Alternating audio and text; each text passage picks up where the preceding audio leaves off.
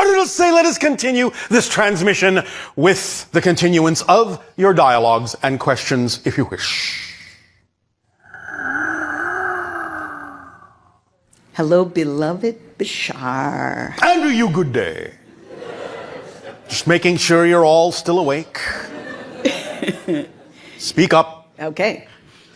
I have two questions. The first question is, given that we are all connected and one energy, Yes. all that is, Yes. do we have the ability to tap into another aspect of creation and perceive from that other aspect? Yes. If it is relevant for the life you have chosen, to be able to do so. So it's a way that we can literally, just as you were saying, you don't have a memory, you just get what you need when Yes. you need it. Yes. It's a way to actually do that. That is one way, yes. Okay. Was that sufficient? Yes. All right. Now let me remember what my other question was. Well, you should know it when you need to know it. Exactly. Exactly. Do you know it? I don't think I do. I think maybe that's good enough. Are you sure? Yes. Yes. All right. All right. Up to you. All right. All right, thank you.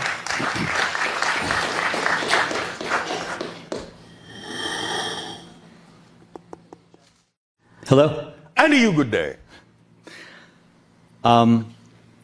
My question for you is that in December of 2000, I was in Sedona and I had a very impactful experience.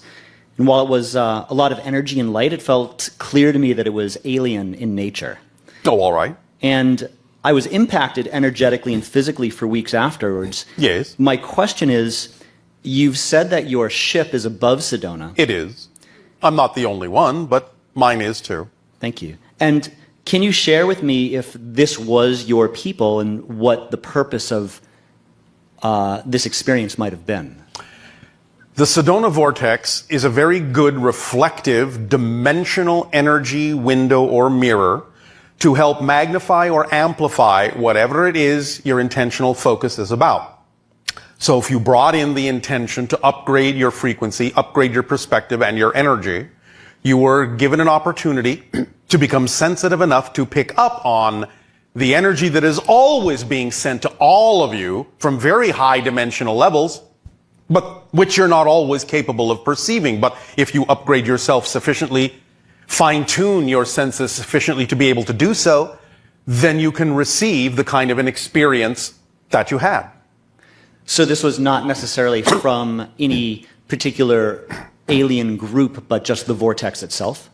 No, what we're saying is the vortex is utilized that way to amplify, focus, and magnify the energy not only of the natural vortex, but of any connections you may have.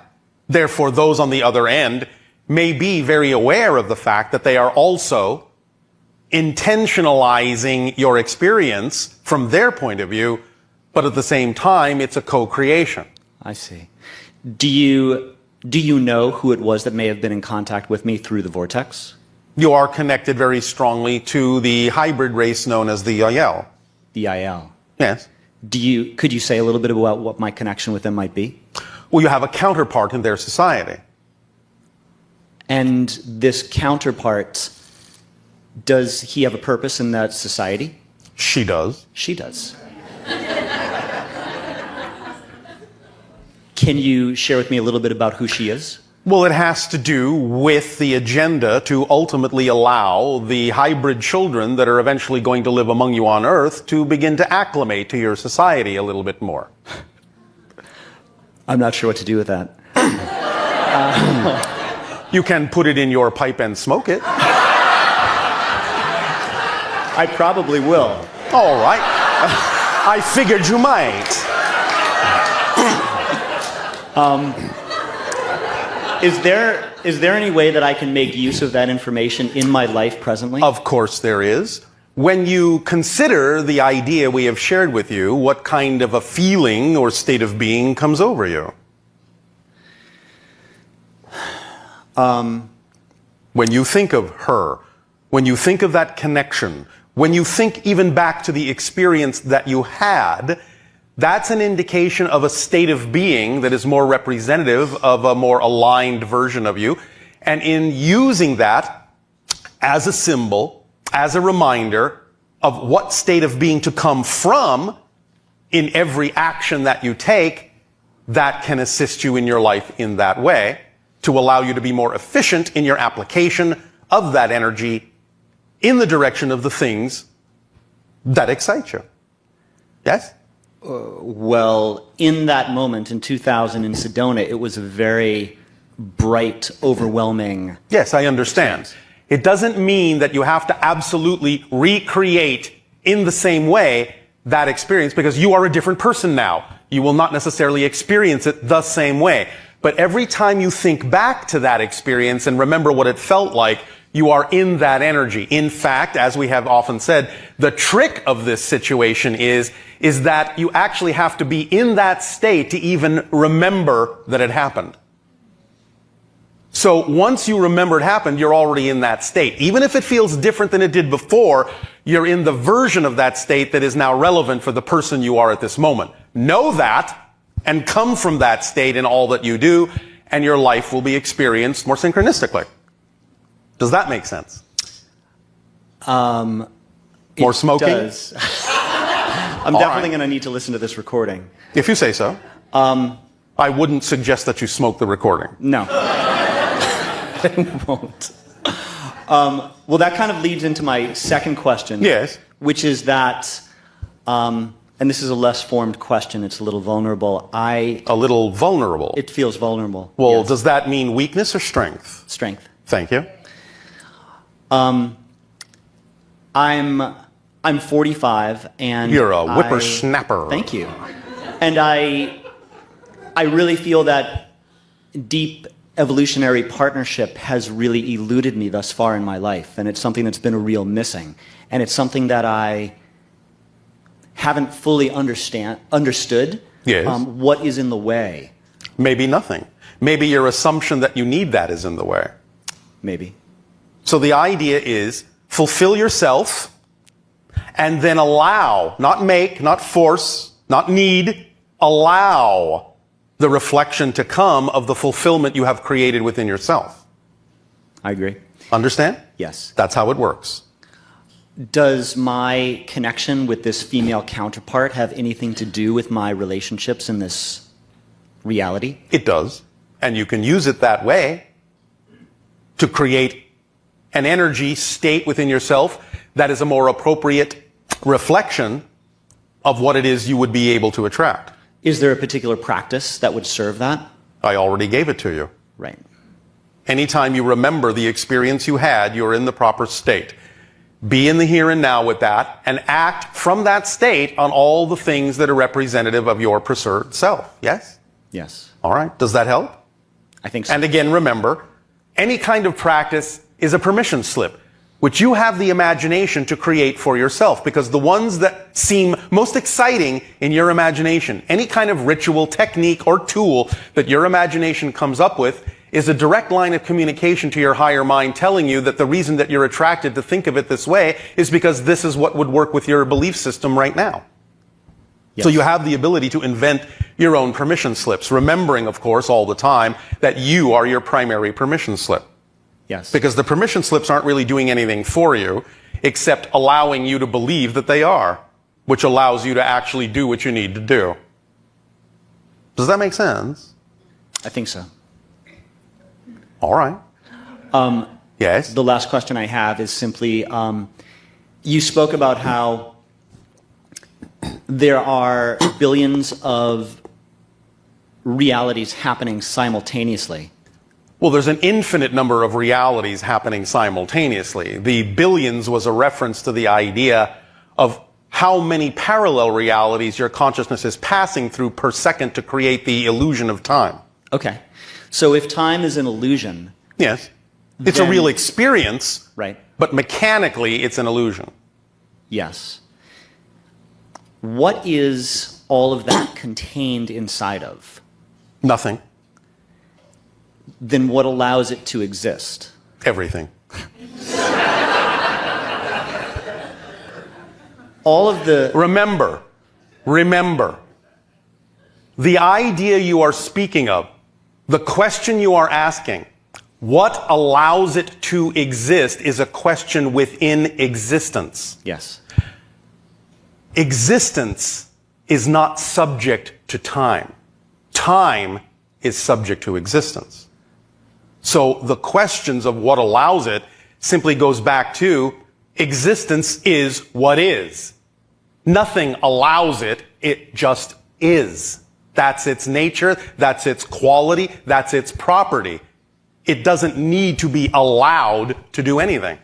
It is that which allows for everything. And so inside of all of that...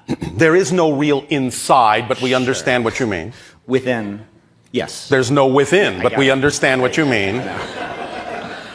There's no inside, there's no outside. Okay. It just is.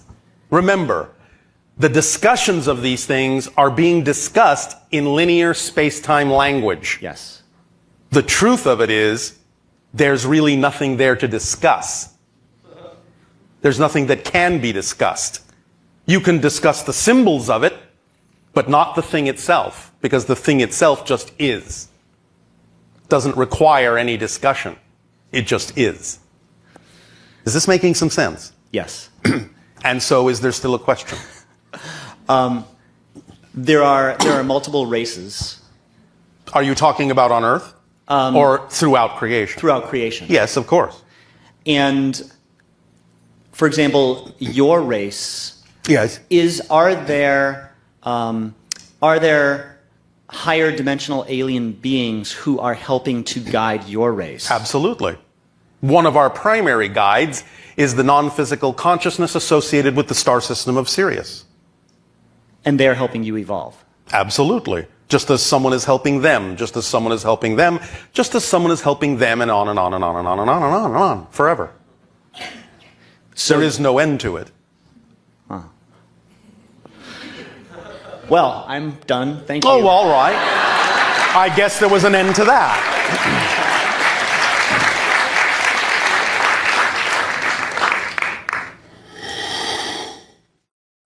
Hi, Bashar. And to you, good day. I wanted to ask some questions about history on Earth. Yes. But my first question, since everything is in the present, Yes. what is history? History, again, is simply your perception of another existing now, but from a linear space-time perspective, which allows you to perceive it as if it was in the past. Mm-hmm. But all of that exists right now. Just look at it as a pile of alternate realities all coexisting simultaneously that you decide to focus on in such a linear way that it makes it look like one thing caused another, but they are actually completely disassociated from one another, completely.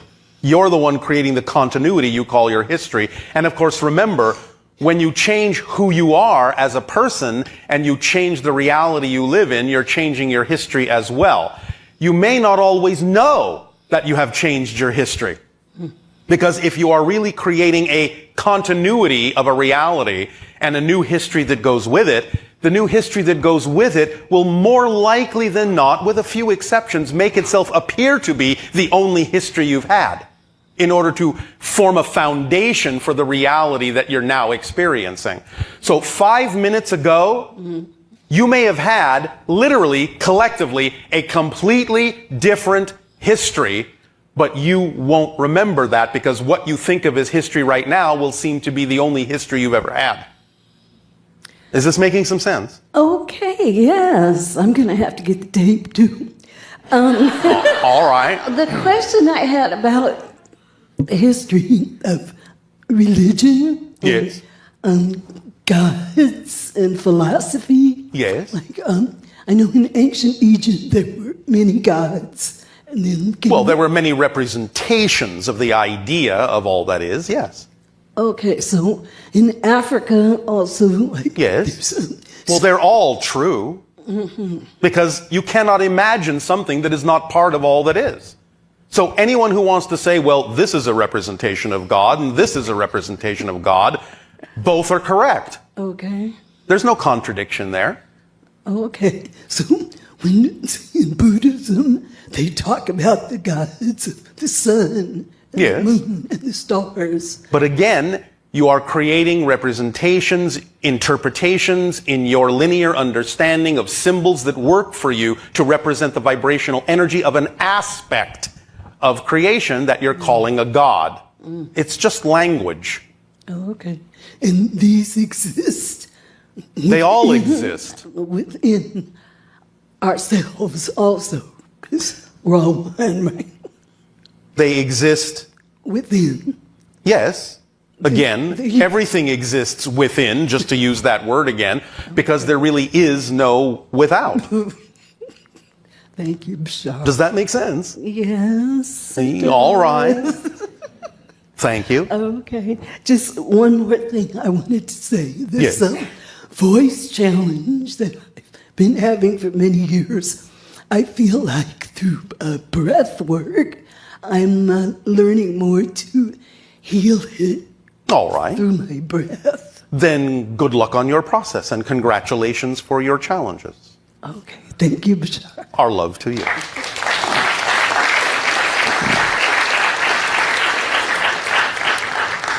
Of course, there really is no luck. It's just the choices that you make. Hi, Bashar. And you good day. I just want to say on behalf of everyone that can't be here in person from Australia, New Zealand and everywhere else, thank you. All right. You've made a difference to so many people's lives. We thank you. My excitement is to be a guide and a teacher and an acclimator for the hybrid children making their way to the earth to blend and to learn. And All right. what I can actually act on now is to prepare myself and All right. to understand what are their challenges going to be when they're here. They've got such technology, or I assume, to know so many things, but I heard you say before that even just understanding how does the postage system work, simple things like that Yes, might be well, relevant. even people on your planet have difficulty with that. You must understand that even though they are in many ways highly advanced, you are truly an alien culture to them. Therefore, some of the things you do that you take for granted because you've been raised to take them for granted seem extremely unusual to them. Such simple things as, why do you eat food on a plate? Why do you need a fork? Can't you just eat it with your hands? You can, sometimes, but other times it's considered rude. Well, that's very confusing to them because it sounds contradictory. Well, when do you know if it's rude? And what is rude anyway? Do you understand Yes, how I this do. can get very complex for them? They really are very alien to you in terms of your culture. Therefore, they need a lot of acclimation, a lot of guidance, a lot of training. That's why some of them, some of the ones that have actually progressed a little bit farther than others, are actually temporarily living among you because they have learned enough to see if they actually fit in. Sometimes you will recognize them, sometimes you won't. Some of them actually have apartments. Okay. They are procured for them by those who oversee them, which is another hybrid race altogether, and act as their guides and act as, in a sense, their protectors on Earth. They acquire things for them because they have more familiarity with what's going on your planet, and help them learn how to go through what would be considered a typical daily life on your planet. Now, that doesn't mean that they have to do everything that you do, because certainly they have their own culture as well. And some of that will blend into your society over time, which is the beginning of the creation of the sixth hybrid race on your planet. Nevertheless, they don't really want to stand out that much from you. They want to be accepted as family. They want to accept you as family. And so they are doing their best to sort of meet you halfway. But there will be some unusual things about them that you will enjoy. In terms of meeting them halfway, I understand that there might be some eating habits and a whole bunch of things that we do that might be a bit disgusting even, I think. This is a word you've used before. in terms of their tolerance and their patience and their willingness to fit into our way of being, how can I meet them halfway? Are there certain things that we can change about ourselves, like yourself is trained as a first contact specialist to ease the path? Yes. Is there certain things I can do to change myself to kind of meet them halfway? Well, again, it all comes down to acting on your highest joy to the best of your ability with no insistence on a particular outcome, because that increases your frequency to the point where you are capable of receiving the imaginations and the inspirations to do what you need to do, because you're already existing on that level, you already have that intention, and therefore the ideas will come. It's important for you to understand that every single circumstance, every single situation actually has, though not a built-in meaning, a built-in structure. So when you go about manifesting and creating with your imagination, your creativity, a circumstance, an idea, a situation, an opportunity, there is a built-in structure that then can automatically unfold. You don't have to do that much once you have used your creativity to set up a certain circumstance. The structure that's inherent within it will allow that to flow into your reality along that structural guide path. And it will fit as it needs to fit naturally. So you don't have to do so much engineering. You just have to sort of creatively make space by creating the fundamental circumstance or situation that's even sometimes just symbolically representative of a reality. In other words, mock it up. Got it. Physically mock up what you think it would look like. The closer you can get to what you perceive as an actual physical reality version of it, again, not that you have to insist it must look that way, but the closer you can ground your vision into actual physical action, even if you are, in a sense, mocking it up, creating a simulation that does carry a certain vibratory frequency to your mind. And when you create that vibratory frequency and immerse yourself in what you might call a real physical virtual reality representation of an idea, then your body consciousness starts to actually respond to it as if it is actually real. Remember, when your brain perceives that the information you're receiving is actually real, it retains up to 60 to 70% more of the information than when it knows, in a sense, that it's a simulation. So the more real you can make it, putting things where you believe they would be, interacting with physical things in the way you believe you would be interacting with things should they happen that way, the more you are training your body consciousness to get used to that reality, and the more it goes into alignment with that imagination vibration, and it starts to synchronize, and it more synchronistically can manifest a reality that is at least somewhat symbolically representative, at least very closely, to what it is you have mocked up. So that's one way to do it. Does this help? That's perfect, thank you. Does this sound like fun? It already is fun. It's amazing. You've talked about the economic system, potentially the future of an individual's worth being valued rather than a currency transaction. Eventually. I didn't quite understand what that means. Obviously, like teachers in Australia anyway are quite, in my belief system, undervalued. They're paid less. Yes. I don't understand what you mean by the worth of the individual will be valued instead of monetary. What is the value of someone being able to teach you something that you truly need in life to accomplish what you wish? What is that value? It's priceless in my estimation. Exactly. So when everyone is priceless, you'll all be abundant. You'll all have the ability to share whatever it is you need to share and receive whatever it is you need to receive because of the synchronicity that will then be paramount in bringing together those that need what others have and vice versa. I understand. Okay. Does that make sense? So the synchronicity will be much more present and people will give and receive as they need. And it's less... Synchronicity will be the currency. Got it. Thank you. Thank you. One last question. Yes. In Australia, I understand that Ayers Rock or Uluru is a chakra or a strong vortices. Is there others strong vortices on the east coast of Australia? Yes, what about it? What are the locations of what where the major one is what you call Ayers Rock, yes. Other than that, on the east coast, so Byron Bay or Sydney or Melbourne, are there other strong vortices? Of course there are. There are many. But the primary one is in the center. Okay, right. The others take their cue from that. Okay. Yes? Thanks, Bashar. Thank you. Much love. And to you.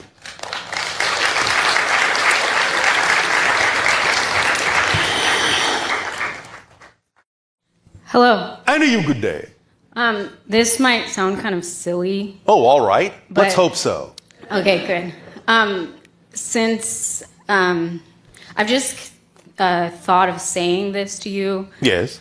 for some time. Yes, yes, yes. When I really appreciate when you take the letter H from the end of the word earth in Yes. the English language, and put it at the beginning. Yes. It makes the word heart. Yes. And I really appreciate that. Well, I thank you for appreciating that. There are many, many lessons to be learned in the structure of your language. When you play with it, you will see how you may have even unconsciously put a lot of knowledge and a lot of wisdom built into the language itself if you just know how to look at it a little differently. Like the word friendship. Yes. Like many different kinds of words. But if you play with it, with your imagination, you find all sorts of insights and awarenesses that are built into the structure of the language that are there ready to be discovered. Sweet. Yes. Another thing, a few years ago, I got really sick. Yes. And I found myself mumbling a word. Yes. And it sounded really interesting. So I looked it up, Yes. and it turns out to be a location. Which is what? Tikal. Yes, Tikal, yes. Why would I get that? Because you have connections to that era, that idea is what you classically call a past life connection. Oh. And so you're drawing upon that for the wisdom and the knowledge that you need for certain things in your life, in the exploration of your theme. Cool. So investigate it however you are curious to do so. Okay, thanks. You're welcome. Can I ask one more question? That was a question. Okay. My older brother used to sleepwalk. Yes. And he would actually come out of his room with his eyes wide open. I didn't know Yes. he was sleepwalking. Yes. And have a full conversation. Yes. And it felt like it was I talking to someone, a different being? Well, you were talking to a different aspect of his being, Okay. It was weird. if you say so. Okay, cool. Thank you. Thank you so very much. You are welcome. Take care. Okay. Where should I take it?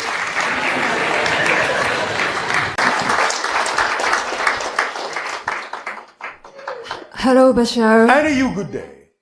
Thank you so much for always information. It helps me a lot. All right. Thank you for making the information your own so that you can help yourself. Okay. I have a question. Do you know about tachyon energy? in Yes, the we universe? understand. Many of the people on your planet that think they're using tachyon energy are not really doing it in a way that makes much difference. The technology to tap into the idea of tachyon energy is quite different than what many people on your planet are doing. Now, it doesn't mean you can't access tachyon energy yourself. So what they're really doing is simply creating a permission slip that allows you personally on a biological level to open up to using tachyon energy more efficiently. But the devices themselves are not really a technology that takes advantage of processing tachyon energy. They're permission slips that gives you more permission to use the tachyon energy yourself. Okay. Thank you so much. Yes. And I saw the picture. It calls light mandala, and that's a machine using crystal and light. Yes. And put some patterns on the skin. Again, this is another permission slip. Right. You understand this concept, yes? Yes, I understand that. So use whatever permission slip you believe works for Okay. you. Thank you so It's as much. simple as that. Right. Okay. And yesterday, Yes. one of my best friend Yes. passed away. Oh, all right. Right after that, Yes. I felt like he chose to leave this earth, and Yes. then he's still enjoying his journey. Even though he passed away. Well, of course he is enjoying his journey. Right. And the timing of these things is usually because then it turns your attention toward the spirit world to pull you along up the ladder to increase your vibration because you wish to reach out to that person. So it expands your senses and you can learn to still communicate with them. Just because they're in spirit doesn't mean they're not still part of your life. It doesn't mean you can't learn to communicate with them. So now your attention is turned toward the idea of the spirit realm, and you can allow yourself to let that energy into your system so that you can become more sensitive to communications from your friend and from the spirit level.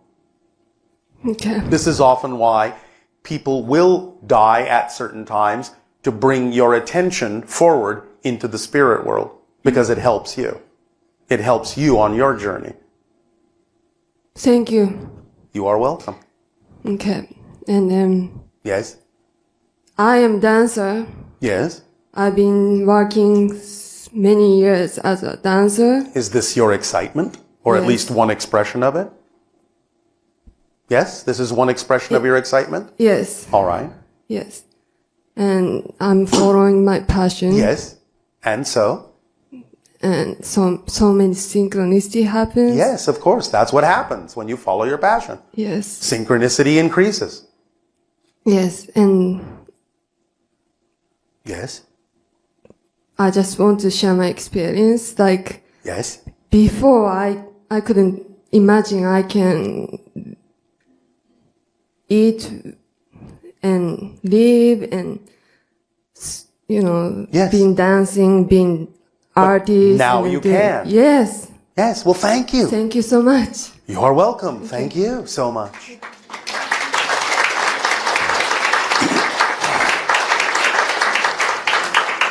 It is important to understand that being yourself works. The most difficult thing you can possibly do in your life is try to be someone you're not. So stop resisting who you are. Let life work. Allow it to work. Isn't that right, Nania? How did you know? What do you mean, how did I know? I know because I let life work. Oh, that's a little spooky. Oh, spooky Bashar. All right. Well, it is approaching your Halloween. So time to be a little bit spooky. Well, Ooh. I have to admit, sometimes I'm haunted by you. Aliens. Oh, wait. Alien ghosts. Even spookier.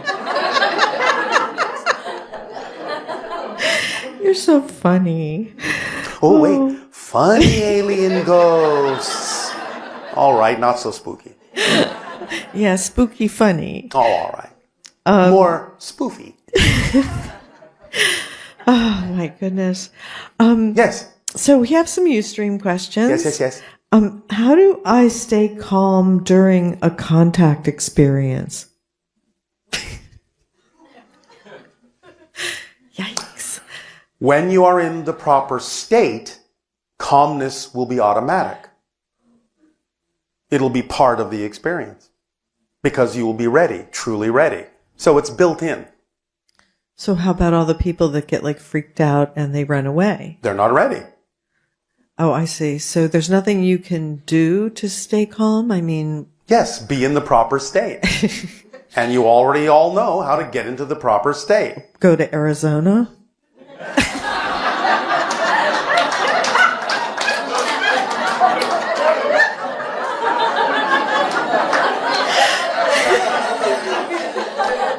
Like father, like daughter.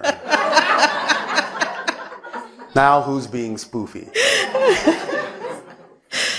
And by the way, Yes? yes. That's one of the states because that's the state our ship is above. That's right. In fact, somebody wanted to know how many miles above are you these days? 853.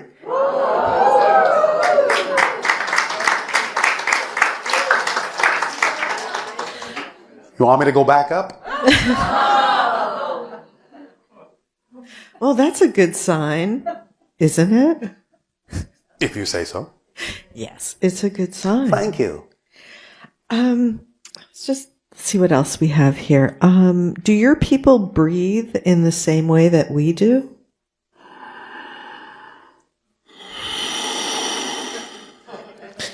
Sort of. Yes. Yes. Yes. Although we take in more oxygen and accelerate the energy in the oxygen in a very different way than you do. It creates a much stronger electromagnetic field around our bodies. And the electromagnetic field is partly how we breathe. You too, but you don't know that yet. Would your physiology seem really alien to us? It would seem a bit unusual. Because remember, we do not eat, we do not sleep. Therefore, we don't really have the same internal configurations anymore that we used to. Therefore, we are evolving, as we say, into quasi-physical beings who don't necessarily express many of the same physiological functions and therefore have no need to experience the idea of the way you experience your bodies. We used to, but no longer. But some of the others, like the Yael, their bodies would be more physiologically similar to ours? Or Some of them, not all of them. the hybrids? The hybrid children certainly will be more similar to you. Okay. Hence their ability to live among you more easily. Someone else wanted to know, do the hybrid children cry? Some have been known to. So unlike your species, they actually can feel sadness. Yes. And Yes, so yes, yes. does that mean like all their markers aren't turned on then? In a sense, but you must understand they have slightly different markers. They are still a different species. And they process things in a slightly different way. And the reasons they may cry are not necessarily aligned with all the same reasons in which you may cry. That's right, because when your children never cry, right? No. But the physiological release Yes. is a positive behavior, wouldn't you say? Or Within is the it hybrid children, yes, but it's unnecessary For within yours. ours. okay? So for them, like we also cry when we laugh really hard too. Yes. So it's very potent part of our physiological Yes. change. But we experience it differently. Again, it has to do with vibrations in our electromagnetic field. Yeah, I mean, but as far as like the hybrid children, Well, a little bit, yes, but they're Okay. more like you. so They will still have expressions you will recognize as human emotions to some degree. oh, well, they seem more muted than ours, or more Depends. neutral. It depends. It depends. Okay. It depends. Okay. All right. Well, we'll just keep on moving along here. Yes. And how many civilizations live in our universe? And In the our universe?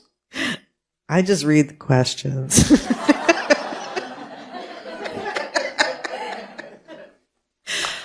We are aware. We are aware. Now, this doesn't mean we've met them all. We are aware through communications of approximately 65 million civilizations. Now, this encompasses many different galaxies and many different communications with many different species who themselves may or may not have met some of these other civilizations. So that is what we are aware of at this moment. Of course, there are obviously many, many, many, many, many, many more. Yeah, it's kind of like the ocean. It's just filled with life, isn't Yes, it? it is. And of course, it also depends on what you mean by a civilization, because there are many interpretations of that idea. But we have given you a number that is at least representative of something that is close to what you would also somewhat recognize as a civilization of sorts. So that number represents something that you would be somewhat familiar with or capable of recognizing as such. There are many, many quote-unquote civilizations you wouldn't even recognize as civilizations. It's quite a universe. And it's not the only universe. There is a multiverse. There's a multiverse, yeah. Like, there's a lot of So, stuff. The true answer, in a sense, therefore, would be actually there are an infinite number Right. of civilizations. But that wouldn't necessarily give you a practical understanding of what might be local, so to speak. So another person wanted to know, will you and your team be part of the first contact crew to come? No. The Sasani people will be the third hybrid civilization you will meet, not the first. The Yael are the first hybrid civilization, which doesn't mean they're the first civilization, just the first hybrid civilization to make open contact with you, but we will be the third. And then on another topic, someone asked, is the chance of a female president still 88%? Give or take. Yes, give or take. Okay. And probably lastly, Yes. where does writer's block come from, and how can a person overcome it? Writer's block comes from inflexibility with what's happening and assumption and expectation of what needs to happen instead of exploring why the writer's block is there. Because it isn't really a block. It's an arrow pointing in an unexpected direction. And if nothing else, if you experience what you call writer's block, write about the writer's block and then you won't be blocked.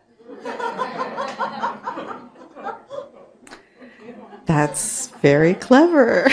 We have been known to be so from time to time. Is it time for your break and your holotope? Well, could someone tell me what time it is right now?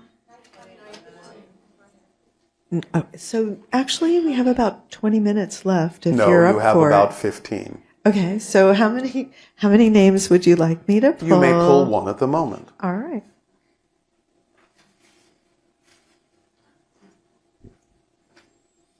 Maria Turnout.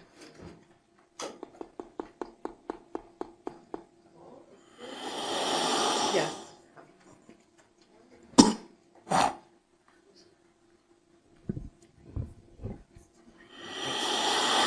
Hello, Bashar. And to you, good day. Thank you. Making sure you're all awake. Good morning.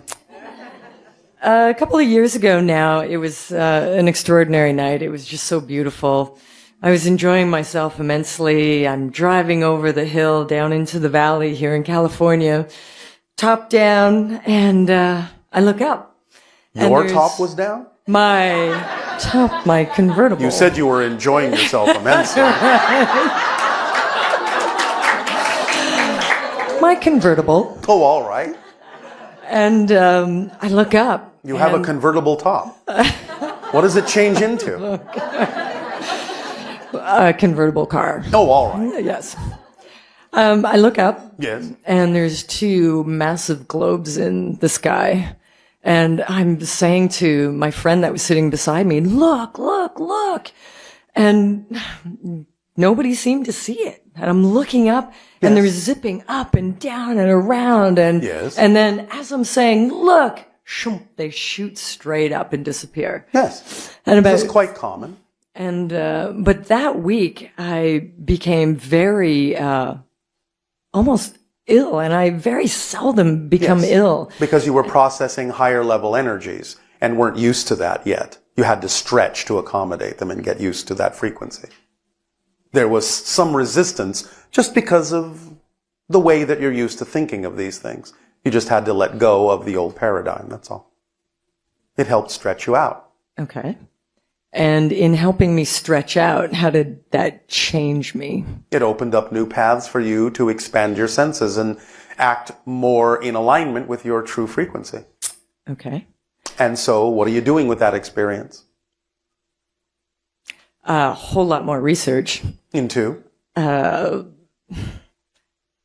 dimensions, I guess. All right. Becoming more. Is that fun? Oh, it's tons of fun. All right. So it inspired you. Yes, yes, very much. To go more deeply into that subject, yes? Yes. Well, that's exactly what happened for the channel. So look where you could wind up. So maybe, maybe not. Because energy runs both ways. Yes. Correct? Yes. It's hyperconductive, not just superconductive. Goes in a multitude of directions simultaneously. Oh. Okay. So when I see them again, if you do, I did a couple of weeks later. When you saw them again. When I saw them again, Yes. I was lying under a tree looking up at a meditation what lies retreat. were you telling? I was enjoying myself, lying in the grass underneath the tree. There she goes enjoying herself immensely. I do. And I look up, and the two of them zipped across the sky again. Yes. And it was, I had just been meditating. Yes. So? So is that confirmation?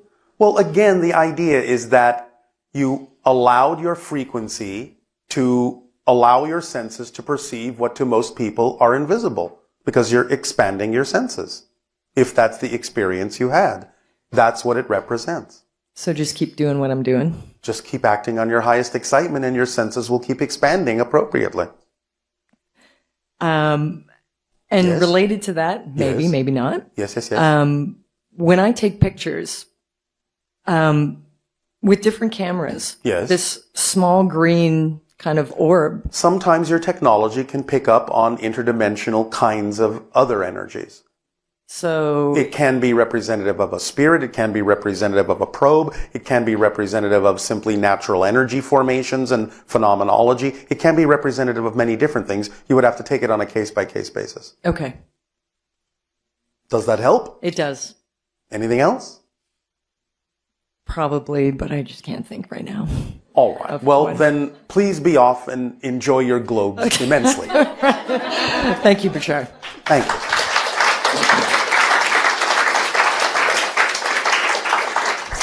Can I draw another name? One.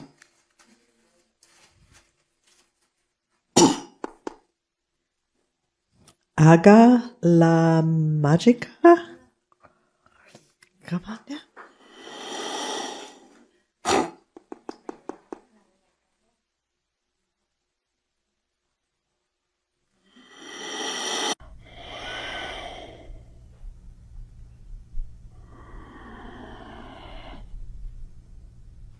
A real say good day to you this day of your time. How are you all?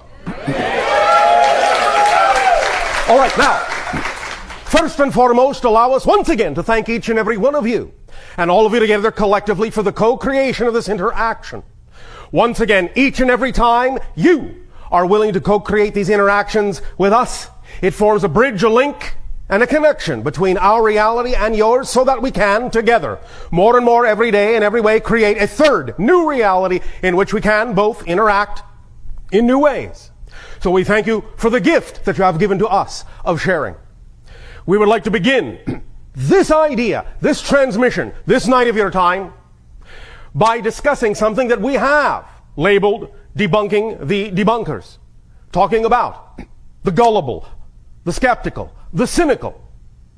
The idea has been expressed many times on your planet that there are unusual phenomenology that occur from time to time that many individuals on your planet either do believe or do not believe are occurring. Obviously, there are certain things that are perhaps misinterpretations of certain things. This can happen. Obviously, not every single thing that someone may think is a certain thing is a certain thing. Nevertheless, the idea of finding balance within your investigations and your relation to the idea of unusual phenomenon in your world is one that requires a clear, concise approach to remain in balance. And the idea is that what you call being skeptical is in and of itself a natural, healthy point of view, especially for your world, where there are so many deceptions that may occur on your planet, so many different agendas that may occur, and that individuals may wish to take advantage of others. Therefore, remaining skeptical can, in your world, be a healthy thing to do. However, the idea is that skepticism, by definition, is an open-minded state of a willingness to explore something, a willingness to look at what you call evidence, a willingness to understand your relationship to it, your personal relationship to it, and a willingness to allow for a new belief to come in, to challenge the old belief you may have been holding on to. not the idea that you must change your belief, but a willingness to allow for the possibility that your beliefs, be they long held or cherished, may nevertheless require some change. The idea, of course, is that on polar opposite sides of the balance point of skepticism are the issues of gullibility and cynicism. We have said once before that cynicism, the formula for cynicism is CIA. Cynicism equals ignorance plus arrogance. Now, the understanding is that unlike the idea of open-minded skepticism, where you are willing to investigate, willing to take in new information, open to the possibility of changing your point of view, cynicism is that which has its mind made up, has a belief system and an agenda totally intact, and is unwilling to change. The idea being, therefore, that cynicism dismisses any new ideas that may challenge the paradigm that exists within. Gullibility, for most of you, means being open to accepting just about anything without any kind of filtration system, without any kind of discernment. The idea, however, is to recognize a fascinating fact about the polar opposites of gullibility and cynicism. They are not polar opposites. They are different versions of the same thing. Gullibility also has cynicism within it. Cynicism also contains a great degree of gullibility. Allow us to explain. The fundamental similarity between gullibility and cynicism is the same issue. I believe what I believe, and nothing will change that despite any evidence to the contrary. The gullible, in accepting everything without any kind of discernment, are actually saying the same thing. I have a belief system that I do not want to change no matter what. It's the same thing that the cynics say. I have a belief system I do not want to change no matter what. The gullibility inherent in cynicism is this. When a cynic often looks at the so-called actually investigating the true evidence, the true story, may simply be gullibly accepting the folk tale and using that and dismissing that as if they are dismissing true scientific evidence, when in fact all they're doing is saying the folk tale may not be actually representative of what's actually going on, and therefore because the folk tale is not true, the reality must also not exist. And so, by saying that, by approaching it that way, the cynic has actually gullibly swallowed the general folk tale that has been put forth by individuals who may in fact be gullible. So in that sense, the gullible and the cynical have a connected relationship, a marriage of sorts, and they feed off each other, all pushing away from each other in that sense, leaving the idea of skepticism in the center. So, all we are basically suggesting here is that you, in your investigation of anything that you may hear that seems unusual in your world, allow yourselves to remain in the center, in balance with your investigation as to whether or not it means something to you, whether or not it ought to be incorporated into your belief system structure, whether or not it really serves you in a positive, beneficial way. And allow yourself to maintain a sense of discernment as to what is and what is not appropriate for you. Now, of course, we understand there are many different points of view, many different belief systems, and for each and every individual, whatever belief system they are holding to be true for themselves at any given moment is true for them at that moment, even if it seems contradictory to another.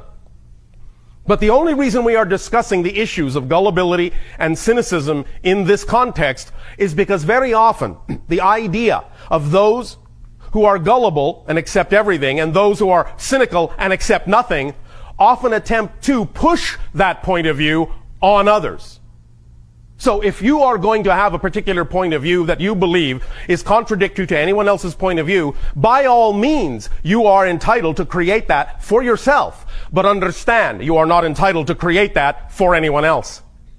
The idea is that each and every single one of you have the power, have the given gift to decide what is true for you, but do not have the ability to decide what is true for anyone else.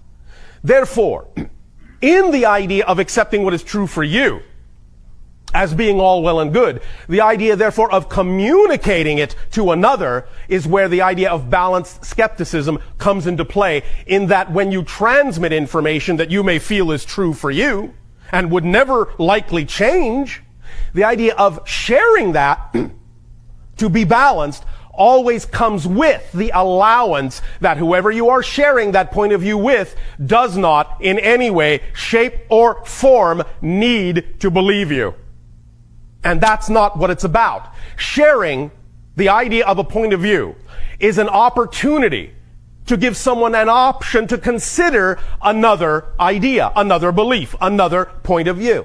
But it is only an option. It is only a sharing. It is only an opportunity to decide for themselves whether your point of view works for them, whether it's something they can form a consensus agreement upon. But no one really needs to do that. In fact, as we have stressed several times, none of you even need to believe anything we have just said. This is our point of view. This is our perspective. This is our understanding from our civilization based on our experience, our evolution, and what works for us. Now, yes, it is true. There are some general consensus ideas and beliefs that are common to almost everyone on your planet. These are the things you have already created a consensus agreement about that are put on, shall we say, automatic pilot, so you don't have to really think about them day to day. You can get on about the business of simply living your life without having to think about the idea of whether gravity is suddenly going to cancel on you.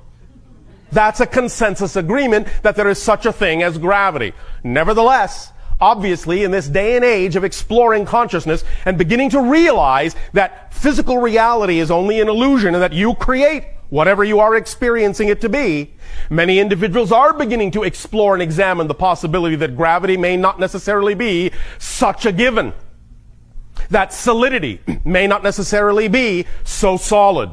That things are malleable, that space-time can be flexible, stretched, bent, altered, and experienced in a new way. And the more you allow your vibrations to focus on these things, the more you will synchronistically experience the results of that point of view, of course. Because this is the general consensus you have all agreed to explore, especially in this lifetime. The idea of the expansion of consciousness, which then brings the realization that physical reality is nothing but your game, your creation, your illusion, your experience. Physical reality itself, as we have said several times, is not unto itself a real, solid thing outside you. The experience of physical reality is real, but not the physical reality itself. It's just a mirror. Nevertheless, you have, to a great degree, created some consensus reality.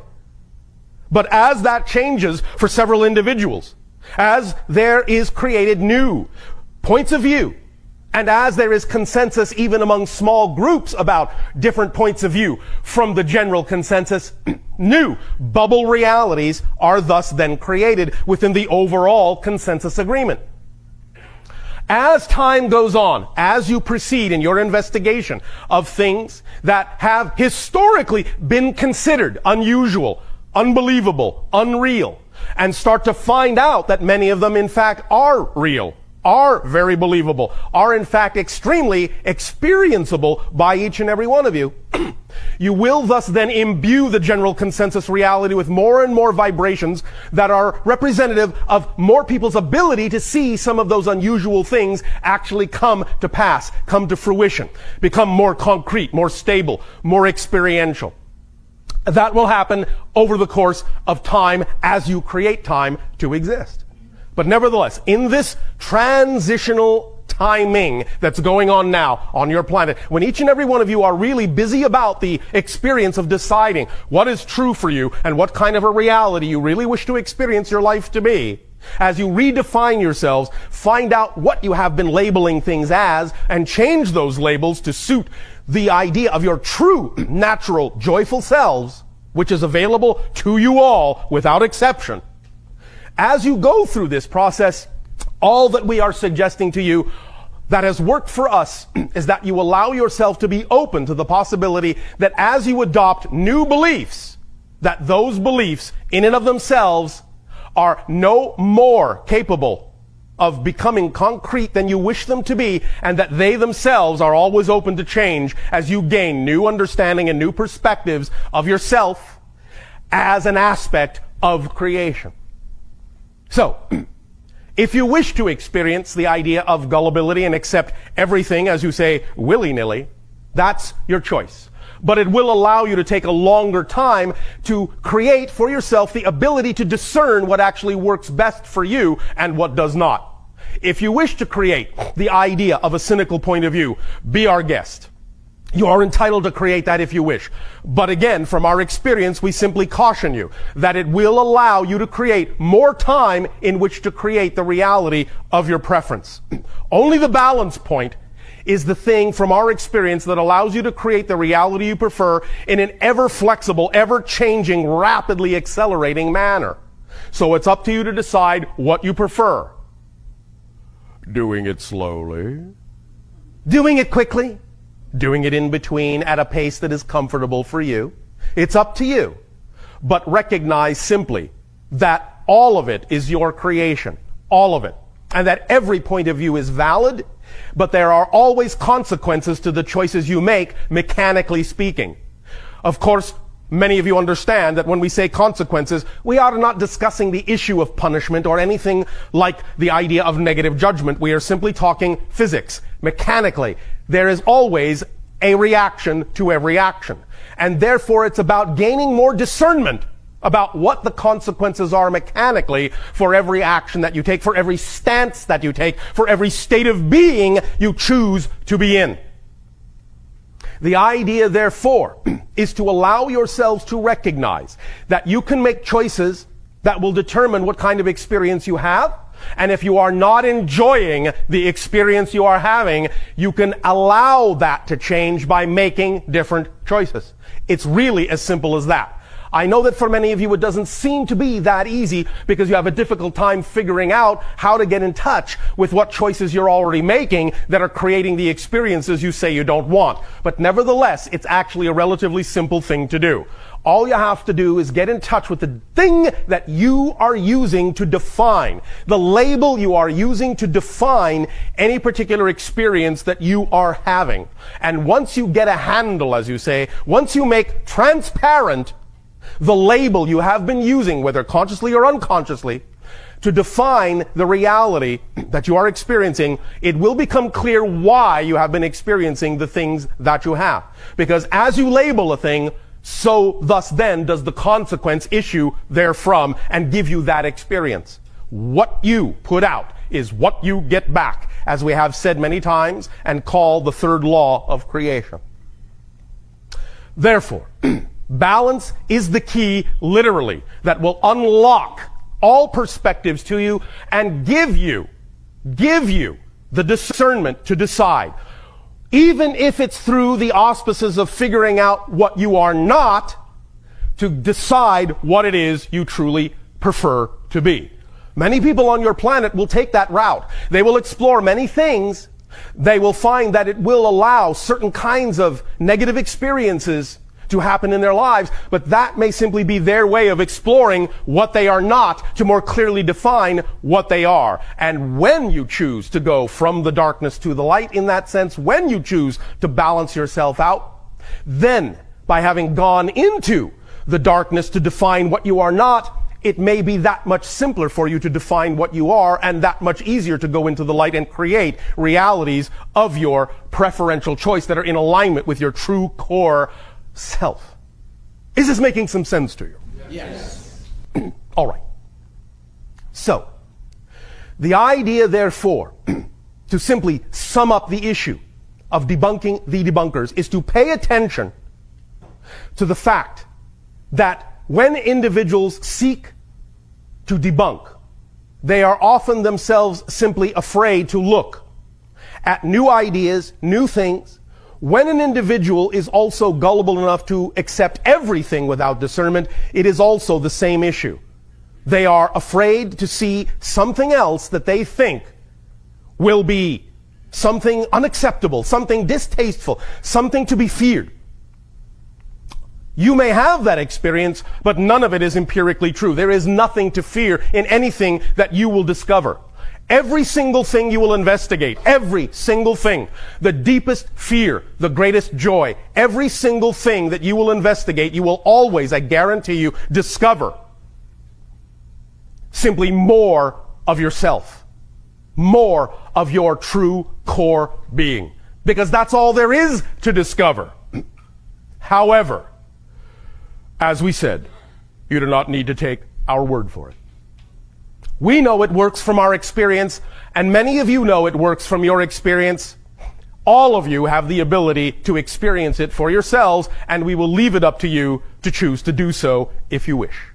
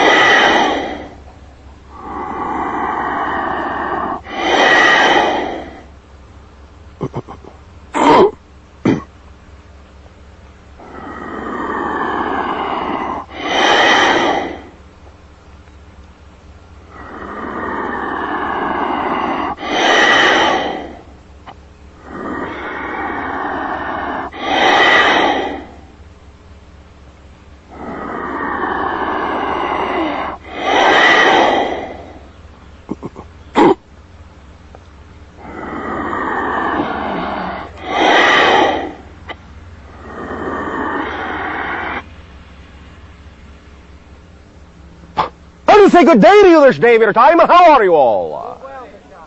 All right. We thank you once again for allowing this communication, this transmission to occur in this manner, through this window, at this time, in this way. Once again, each and every time you allow our civilization to interact with your civilization in this manner, it affords our world an opportunity to see through each and every one of your eyes a new way, a different way, an additional way that the universe has of expressing itself, and this expands our understanding of creation as well. So we thank you for this gift of sharing. We would like to begin this transmission, this day of your time, with a light subject that we will call denial, separation, and projection.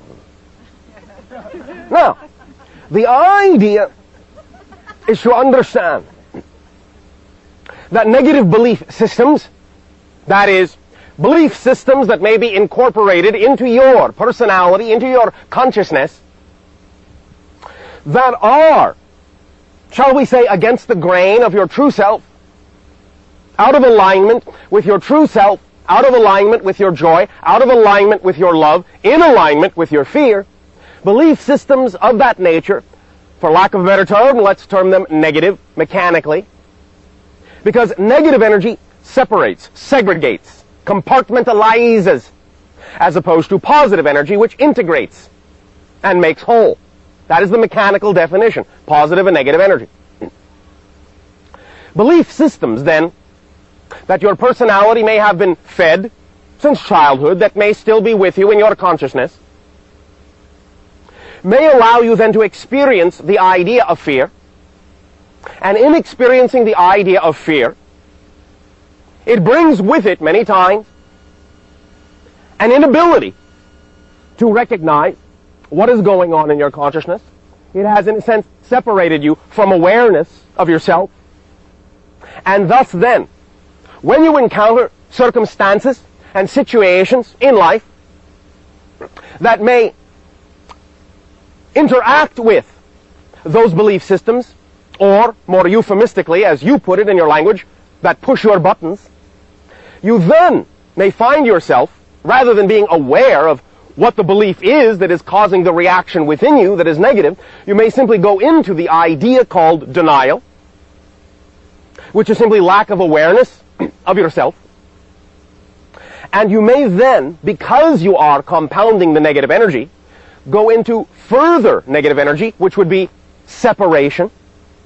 And in the energy of denial, and in the energy of separation, because it is separate from yourself, or seems to be, you will then project the idea of the causation of this feeling outward, beyond yourself, not in yourself. You will project onto others, blame other situations for what you are experiencing, rather than accepting the responsibility for the feeling, for the experience, based on the belief systems going on within you. Now, this does not mean that you cannot recognize and cannot acknowledge when someone else might in fact be acting out of integrity, might in fact be negatively attacking you or doing something hurtful intentionally. This does not mean you cannot recognize what their actions are based on. But depending upon the clarity that you have within your own consciousness,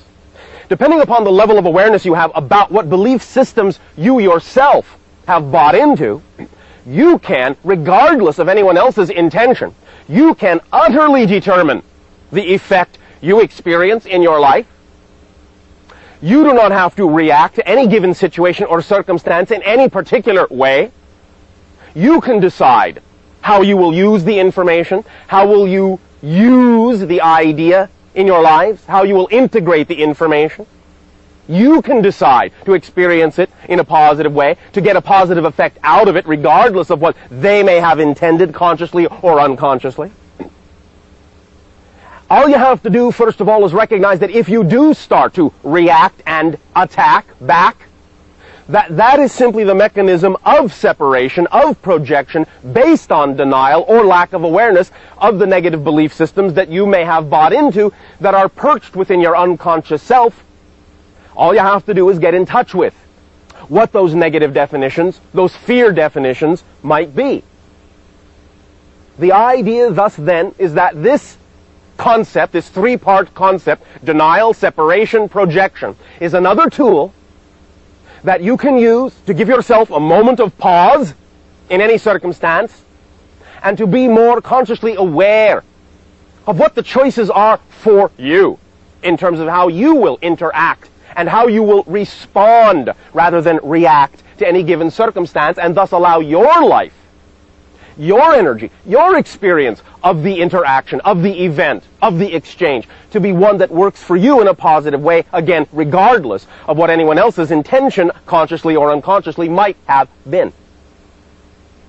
Because the choice and the power and the control, in that sense, is always in your hands. And reactions are usually, in the negative sense, only based on the fact that you have incorporated within you belief systems that are out of alignment with your truth, your joy, your love, and are in alignment with your fear, your doubt. And remember, fear is your own energy. What you experience as the sensation of fear is your own energy. And it is exactly the same energy as the energy you experience when you experience love and joy. It is exactly the same energy, but it is a different frequency of that energy. Why is it a different frequency?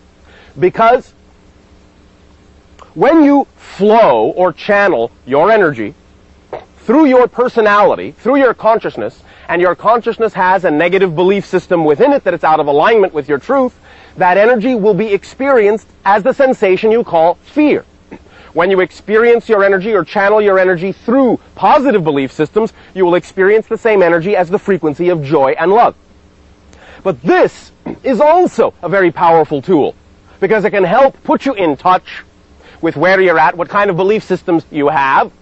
Because if you find yourself experiencing fear, that can tell you you have a belief system that needs looking at, that needs clarifying. We have many times, and many of you have heard this, use the analogy of the instrument on your planet you call the piano.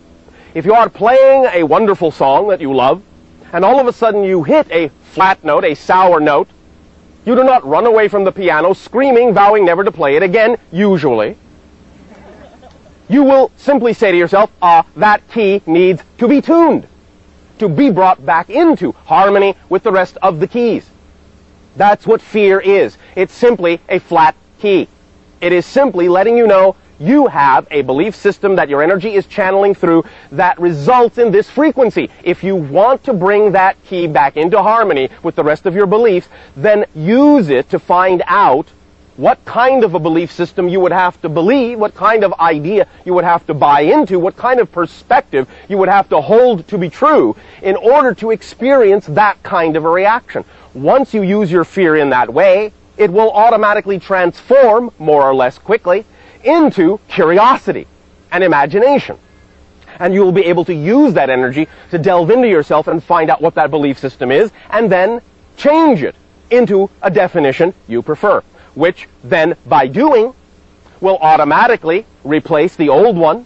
Why? Because you said so, that's why. No more complicated than that. No extra process needed, unless you insist on one, but that's your choice. But when you replace it, when you invent, when you imagine a new definition, and you believe in it wholeheartedly, and you act like you believe in it wholeheartedly, then your life will reflect that belief to you, and you will see the fear transform, and you will see the reality transform.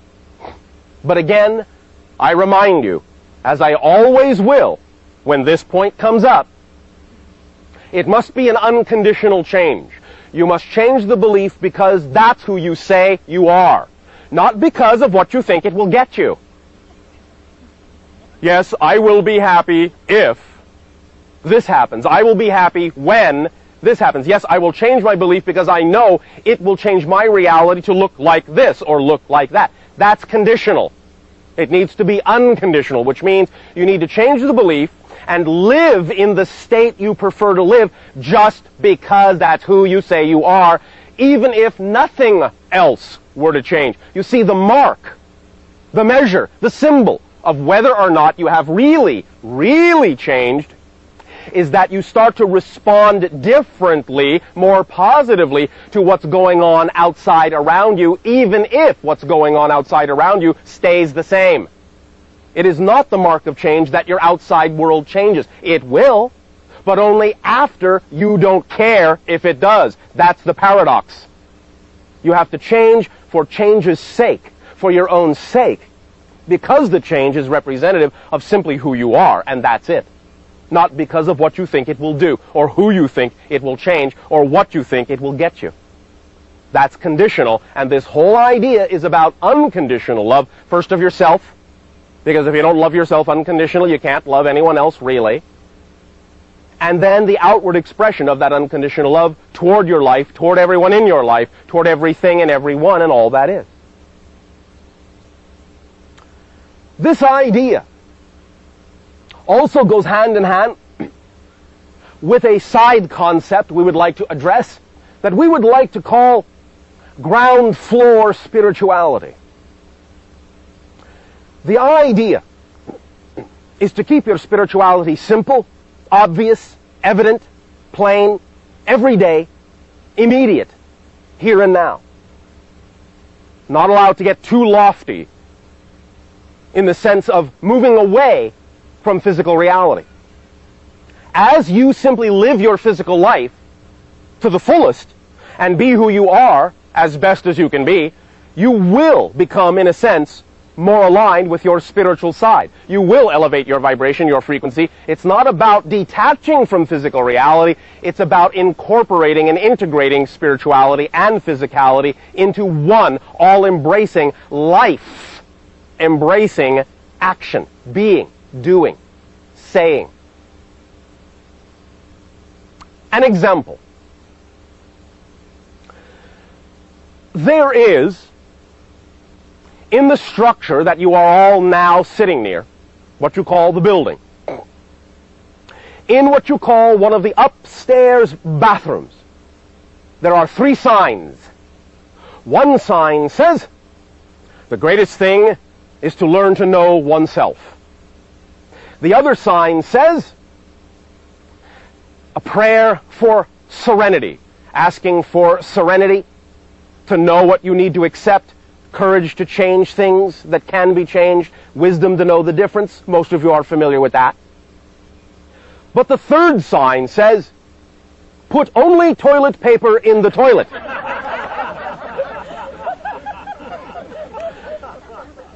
This is the essence of ground floor spirituality.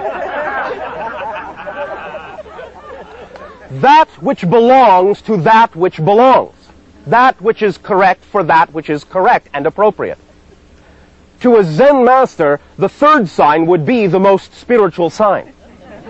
The adherence to the third sign automatically and instinctively, for example, would be a sign that the other two signs had already been fulfilled. Because you automatically simply would know what belongs where, without having to be told. You get the point? All right. Now then, we will take this opportunity once again to thank each and every one of you for allowing this exchange to take place.